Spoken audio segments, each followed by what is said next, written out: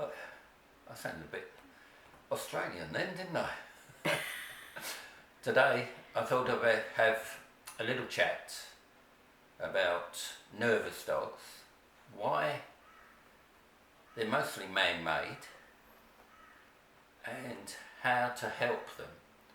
Sometimes you can't cure a really nervous dog, sometimes, but how to help them move through life and be a lot better. Now, when I say man-made, if you go and look at any litter of pups, now we'll take a Whippet or Chihuahua litter. You go to Whippets, show ones and pet ones. I'm never talking about working breeds.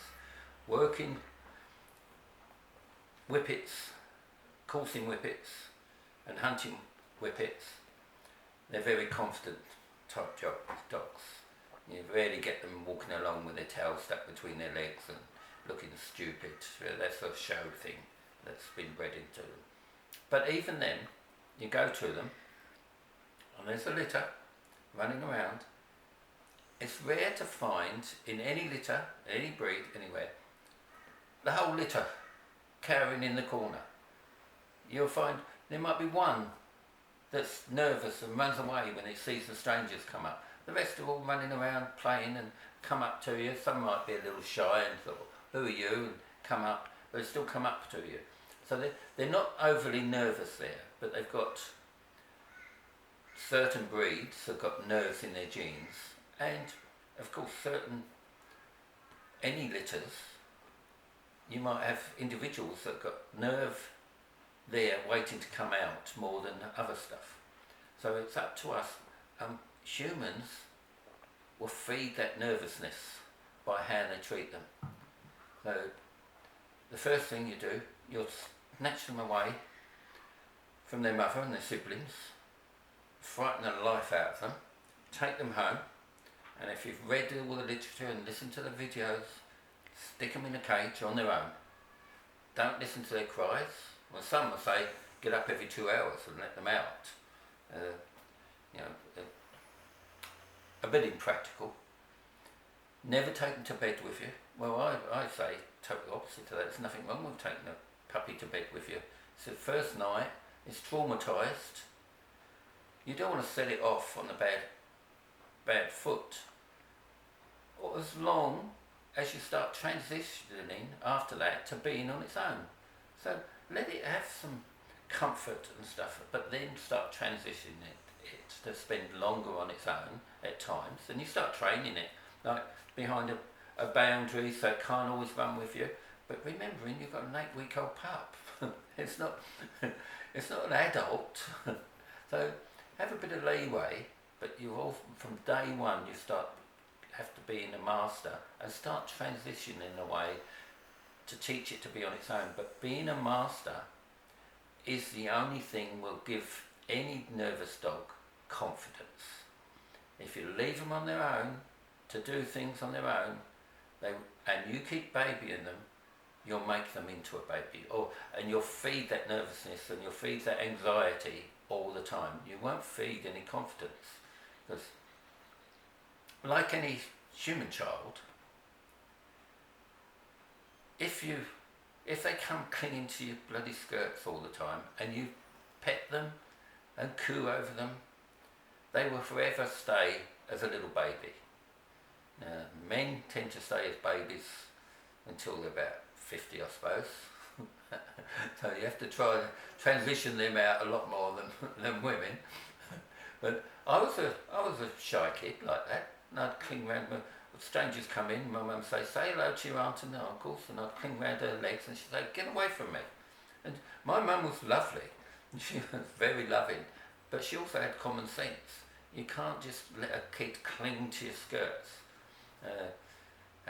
We have a saying for that, tie to your titty, tie to your mum's titty, which means they're still a baby. So that applies to your dog as well.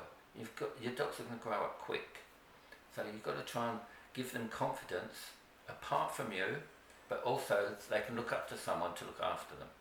So when you're out and you're on the lead, there's an evil dog barking at the fence going, I'm going to smash your face in.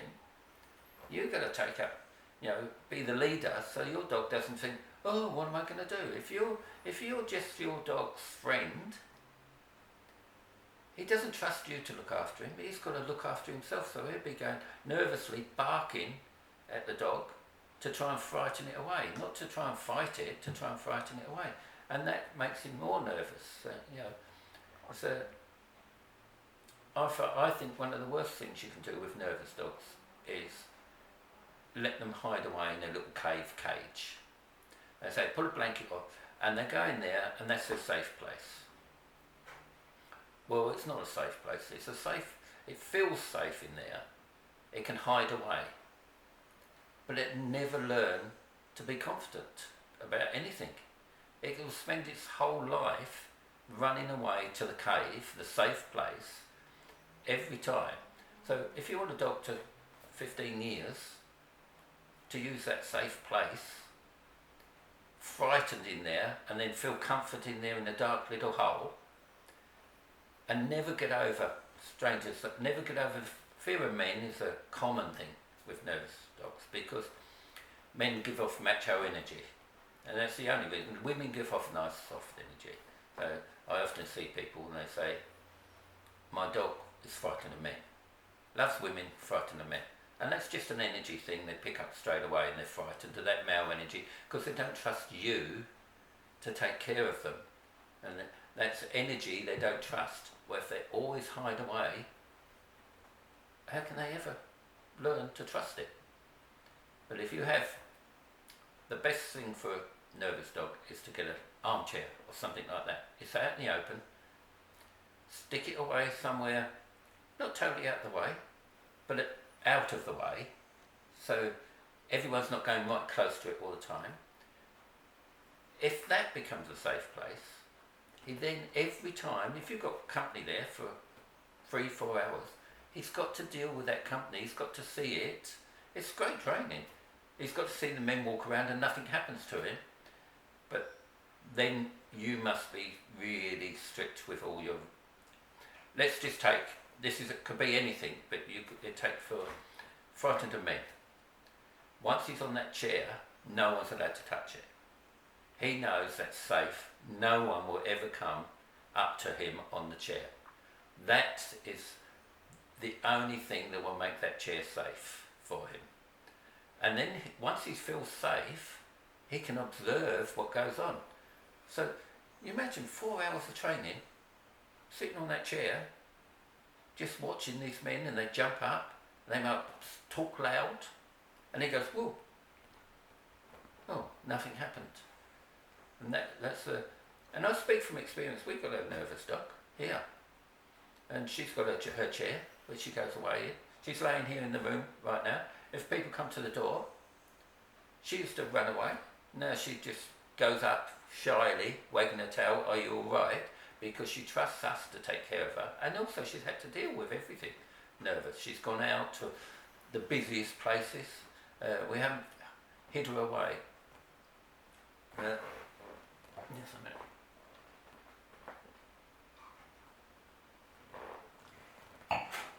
Today, I'm trying out a new wine. This isn't a sponsored ad, by the way. I've decided I like a drop of wine, and I'm the only dog trainer in the whole world that says drink wine or beer while you're training your dog, and that's a boundary training trick. You have to have me out to learn that one. And it's a great training. But I've got the Drover Shiraz 2021, a very good year. I wouldn't say it's an expensive wine, at $5 a bottle, but it's very nice. So nice, I'll have another little job. Now, where was I? Oh, golden rule to remember. You cannot ignore what they're frightened of. The only way to cure, we're talking nervous dogs now, but this is any issue you have with your dogs. The only way to cure an issue is through the issue. If your dog's nervous of men, you've got to use men to get your dog out of that nervousness. If it's nervous of traffic, you've got to go to traffic. Nervous of other dogs, you've got to go and other dogs. You've got to do it in the right way, but this thing of you mustn't go over a threshold. And the threshold is that you take the dog, say it's frightened of a dog. When it sees a dog, it starts going, "Ooh, what's that?" Well, the idea of going over a threshold is you walk along, there's a dog down the road at the fence, and when your dog starts reacting, you stop and you come back a bit, then you wait. I can guarantee you, you keep doing that, you'll end up further down the road. Each day you'll get further away, not closer to that dog, because that dog will now start feeling that nervous before it gets to the first point you started at. And I've never seen it work anywhere doing that training. You've got to take them down, and your dog will go into a panic. You have to go through that panic, and the best way, I'm not talking, you don't go right up to the fence, you go across the road. But your dog's going to go into a major panic, and you just have to stand and wait. Time is your cure. Just being calm and time. And if you can find a bus seat, if your dog's frightened of traffic, find a seat near a road and just sit there. It's the same as sitting on the chair with the men walking around your house. The more you sit there, the more your dog will start. You'll see it. You go out and you think, well, I'm going to sit here 2 hours, take a cup of coffee, flask of coffee, and just sit and be calm. Don't hold your dog. Your dog's got to deal with it. It can be next to you, with you, but don't let it hide under the seat. Just bring it out. Go through the panic. Don't panic yourself. Don't think it never end. It will end. And I've done thousands like it. I've done a lot of nervous dogs, and I've never had one not come out of it and dramatically start to improve. But that's the first day. Then I'm gone. Then the owner has to do it, and you have to keep doing it and keep doing it. And nervous dogs are maintenance for life.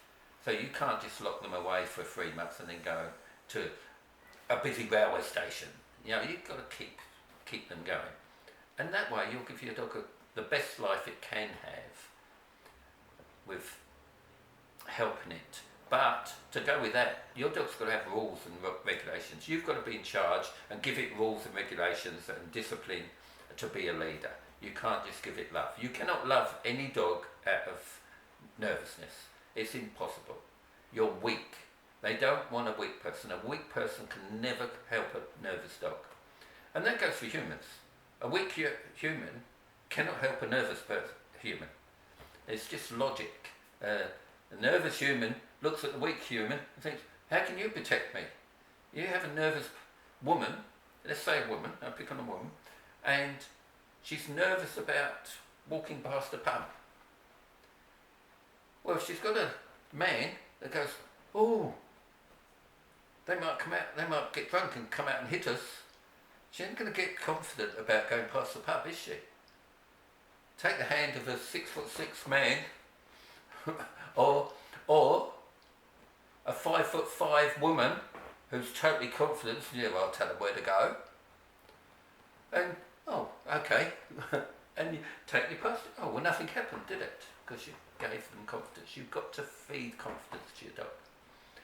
Now, to finish with, I say all that, the one thing you're almost definitely finding possible to cure is if you've got an adult dog and it's terrified of thunder and it's got the stage where clouded sky makes it start shivering, and it's gone too far.